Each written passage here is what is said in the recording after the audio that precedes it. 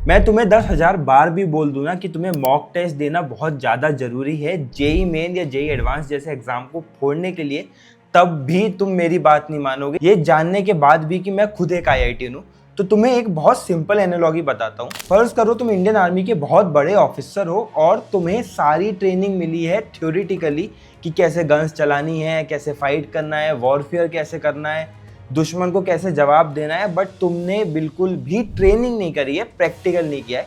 In that case अगर तुम्हें war field में जाके खड़ा किया जाए तो क्या तुम वॉर लड़ सकते हो? बुरा मत मानना, बट सामने से एक गोली भी चलेगी ना तो तुम्हारी पैंट गीली हो जाएगी, बिकॉज तुमने ट्रेनिंग नहीं की है।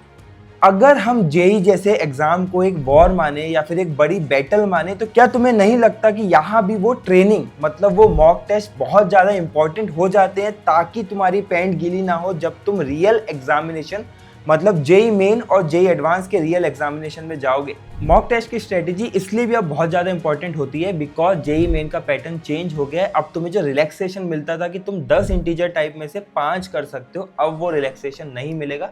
दिस मीन्स कि अब तुम्हारा कंपटीशन टफ होने वाला है। तुम्हें कोई चॉइस नहीं है कि तुम्हें कुछ क्वेश्चन नहीं आता होगा तो तुम उसको छोड़ दोगे, या फिर इन जनरल बोले तो तुम कुछ सिलेबस को छोड़ सकते हो बिकॉज तुम्हारे पास चॉइस होती थी। सो प्लीज़ इस स्ट्रेटेजी को बहुत अच्छे से सुनना, वरना तुम्हारे साथ बहुत सारी गलतियां हो सकती हैं एंड तुम अपनी IIT NIT की सीट लूज कर सकते हो। I have cracked IIT in 2018 and IIT crack करने के साथ साथ I got a very good rank in JEE Main, जिससे टॉप NIT तक सिक्योर हो रहा था। I got very good 300 plus marks in bits set, जिससे बिट्स में भी मुझे अच्छी ब्रांच मिल रही थी। मुझे स्टेट एग्जामिनेशन में 150 रैंक आई थी एंड ये सब पॉसिबल हुआ क्योंकि मैंने बहुत ज़्यादा रिलीजियसली टेस्ट दिए थे। मैं एक बार को प्रैक्टिस सेशन छोड़ सकता हूँ, मैं एक बार को क्लासेस छोड़ सकता था, लेकिन मैंने कभी भी मेरी लाइफ में टेस्ट नहीं छोड़ा। मुझे याद है कि एक बार एडवांस के एग्जामिनेशन से कुछ दिन पहले मैं फीवर में था, देन टू मैं 6 आवर का जेई एडवांस का टेस्ट दे के आया बिकॉज मुझे पता था कि मेरे पास टाइम इतना ज़्यादा लिमिटेड है कि मैंने एक जेई एडवांस का भी टेस्ट छोड़ दिया तो मेरे को जो वो एनवायरनमेंट की लर्निंग मिलेगी उसमें कुछ कमी रह जाएगी और मैं IIT नहीं पहुंच पाऊंगा।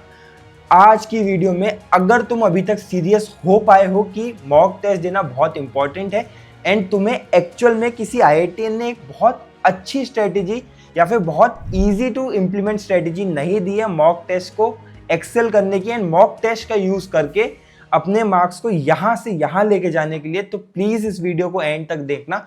इन केस तुम्हें लगता है कि mocks are not very useful, तुम वीडियो को एंड कर सकते हो। बट हाँ, अगर तुम्हें मॉक्स की इंपॉर्टेंस पता है बट किसी कारण तुम उनको बेस्ट यूटिलाइज नहीं कर पा रहे हो, तो ये वीडियो तुम्हारे लिए। जल्दी से सब्सक्राइब बटन को क्लिक कर दो और वीडियो को स्टार्ट करते हैं। मैंने इस मॉक टेस्ट स्ट्रेटेजी को बहुत ही सिंपल तरीके से 3 पार्ट में डिवाइड कर दिया है, pre mock test and post mock test. Mock test के तीनों पार्ट्स बहुत ज्यादा इंपॉर्टेंट है एंड इंटरलिंक्ड है। प्री मॉक टेस्ट में अगर तुमने अच्छे से तैयारी नहीं करी तो मॉक टेस्ट अच्छे से दोगे नहीं, मॉक टेस्ट अच्छे से नहीं दिया तो उसका अच्छा एनालिसिस नहीं मिलेगा एंड अगर एनालिसिस नहीं किया तो वही गलतियां रिपीट करते करते जाओगे। इसलिए तीनों पार्ट्स पे बहुत अच्छे से फोकस करना है। सबसे पहले बात करते हैं पहले पार्ट ऑफ मॉक टेस्ट की, that is pre mock test.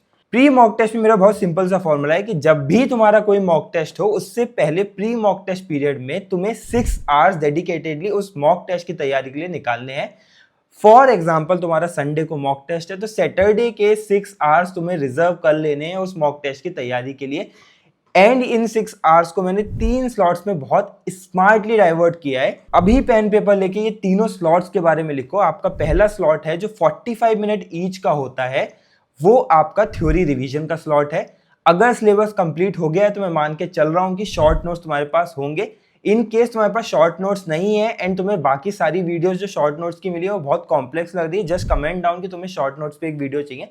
अगर शॉर्ट नोट्स नहीं है तो फर्स्ट रिवीजन में तुम शॉर्ट नोट्स बनाओ एंड ये फर्स्ट स्लॉट में 45 मिनट्स इंटू 3 सब्जेक्ट्स तुम्हें रिलीजियसली तुम्हारी थ्योरी को बहुत अच्छे से रिवाइज करना है, मास्टर करना है। जहां पे थ्योरी बहुत ज्यादा रिवाइज करने को नहीं है वहां तुम्हें ट्राई करना है कि तुम्हारे नोट्स में जो सॉल्व्ड एग्जांपल्स लिखे हुए हैं तुम उसको भी अच्छे से रिवाइज कर लो। अभी जैसे जैसे जेईई मेन पास में आएगा, सिलेबस का एंड होगा, मे बी तुम्हारा मॉक टेस्ट का सिलेबस बहुत बड़ा हो जाएगा, लेकिन मैं ये नहीं कह रहा हूं कि तुम्हें सिर्फ 6 आवर्स के लिए तैयारी करनी है। ये 6 घंटे मिनिमम है। अगर तुम्हारे पास 12 घंटे है तुम सारे टाइम स्लॉट्स को डबल कर देना। बट जो नेक्स्ट स्लॉट होगा दैट इज 45 मिनट्स इंटू 3, यहां तुम्हें फोकस करना है रिगोरस क्वेश्चन प्रैक्टिस में एंड सिर्फ फोकस करना उन क्वेश्चन प्रैक्टिस के जो तुम्हारे एग्जामिनेशन लेवल के हैं। दैट इज अगर तुम जेईई मेन का मॉक टेस्ट देने वाले हो सिर्फ पीवाईक्यू या जेई मेन लेवल मॉड्यूल ही तुम्हें लगाने हैं ताकि तुम एग्जाम लेवल के अकॉर्डिंग तैयारी कर पाओ एंड वही तैयारी तुम्हारी एग्जाम के रिजल्ट्स में रिफ्लेक्ट हो पाए। ये 2 स्लॉट मिला के 4.5 घंटे होते हैं जहां तुमने थ्योरी रिवीजन कर लिया और तुमने क्वेश्चन प्रैक्टिस कर लिए। अब 1-1.5 घंटे का स्लॉट मुझे तुम्हारे प्री मॉक टेस्ट में चाहिए एनालिसिस का। इन केस तुम पहले से एनालिसिस करते आ रहे होगे तो ये स्लॉट बहुत आसान हो जाएगा, इसका इंपैक्ट बहुत ज्यादा होगा। अगर तुम नहीं भी करते आ रहे हो तो 1.5 घंटे के लिए अगले मॉक टेस्ट में बस ये सोचना कि पिछले मॉक टेस्ट में मेरे मार्क्स कम क्यों आते थे, क्या वो रीजंस थे। ये एनालिसिस की टेम्पलेट तुम्हें आगे बताऊंगा, बट अभी बस ये फोकस करो कि हर टेस्ट देने से पहले पिछले टेस्ट के एनालिसिस को तुम्हें समझना है और ये दिमाग में बिठाना है कि यार ये गलतियां नहीं करूंगा मैं अगले मॉक टेस्ट में। इसके बाद नेक्स्ट फेज में आ जाते हैं कि तुम मॉक टेस्ट देने जा रहे हो। हमेशा मेक एन हैबिट अपने मॉक टेस्ट की, जहां भी तुम्हारी डेस्क होगी, अगर तुम घर पे ऑनलाइन मॉक टेस्ट दे रहे हो या फिर कोई सेंटर पे जाके AITS वगैरह दे रहे हो, मेक श्योर तुम हमेशा 15 मिनट पहले पहुंचो और मॉक टेस्ट स्टार्ट होने के 15 मिनट पहले बहुत रिलैक्स तुम्हारे चेयर पे बैठ के कंफर्टेबल हो गए हो, तुमने पानी पी रखा है, तुम वॉशरूम जा रखे हो, तुम्हारा पेट भरा हुआ है एंड कोई भी ऐसी चीज नहीं है जो तुम्हें बीच में लग सकती है या बीच में परेशान कर सकती है। You have to be in your most relaxed phase। अब मॉक टेस्ट कैसे देना है इसके लिए मैं तुम्हें एक स्ट्रेटेजी बताऊंगा, बट इस बात का ध्यान रखना कि तुम इसको अपने अकॉर्डिंग मोल्ड कर लो और डिफरेंट मॉक टेस्ट में अलग अलग स्ट्रेटेजीज को एक्सपेरिमेंट करो to find your ultimate strategy. मैं सबसे पहले अपनी स्ट्रेटेजी बताता हूँ जो मैं मॉक टेस्ट के लिए यूज करता था एंड फिर इसको जनरलाइज कर दूंगा। मेरा सब्जेक्ट प्रेफरेंस था chemistry, physics and mathematics and इनका टाइम प्रेफरेंस था half an hour, 1 hour and 1.5 hour. अब हर सब्जेक्ट को जब मैं लेता था तो मैं उसको एक ही बार में पूरा खत्म करने की कोशिश करता था, बिकॉज मैंने उनको फिक्स टाइम स्लॉट दे रखे थे। इसलिए जब मैं केमिस्ट्री से स्टार्ट करता था मैं पहले पूरे केमिस्ट्री के क्वेश्चन पेपर में स्कैन करता था कि कौन से वो इजी क्वेश्चन है जो मैं देखते ही पहचान लूंगा कि मैंने कर रखे हैं, मैं 100 नहीं 200% कॉन्फिडेंट हूंगा इसका जवाब मैं सही निकाल लूंगा। वो क्वेश्चंस मैं बहुत जल्दी अटेम्प्ट करता था, बहुत अच्छा कॉन्फिडेंस बूस्ट मिलता था। इसके बाद मैं वो क्वेश्चंस ढूंढता था जो मैंने कहीं ना कहीं देख रखे हैं, जहां मेरे को स्लाइट कॉन्फिडेंस है कि इसके आंसर मेरे से निकालना बहुत ज्यादा आसान हो सकता है अगर मैं इसको अटेम्प्ट करूंगा। इन टाइप के क्वेश्चन को हम मीडियम डिफिकल्टी क्वेश्चन कहते हैं। जनरली ये भी अराउंड 30-40% होते हैं पूरे पेपर में। ये सारे क्वेश्चन सॉल्व करता था, जो नहीं बनते थे उनको टाइम लिमिट के अकॉर्डिंग छोड़ देता था एंड फाइनली फिर मैं आता था टफ क्वेश्चंस के लिए जो out of the box questions होते थे, जो मैंने कभी नहीं किए होते। सेम मैं फिजिक्स के लिए करता था, सेम मैं मैथमेटिक्स के लिए करता था एंड ये मेरी एक फुल ऑन सॉलिड स्ट्रेटेजी थी जब मैं जेईई मेन के टेस्ट देता था। अब इसको जनरलाइज करके बताता हूं कि तुम्हें सबसे पहले तुम्हारा सब्जेक्ट प्रेफरेंस जानना है, देन तुम्हें अटेम्प्टिंग प्रेफरेंस जानना है। सब्जेक्ट प्रेफरेंस कुछ भी हो सकता है, इसको मैं हमेशा कहता हूं कि एक्सपेरिमेंट करते रहो, ये डरो मत कि सब्जेक्ट प्रेफरेंस चेंज करने से तुम्हारे मार्क्स कम हो सकते हैं।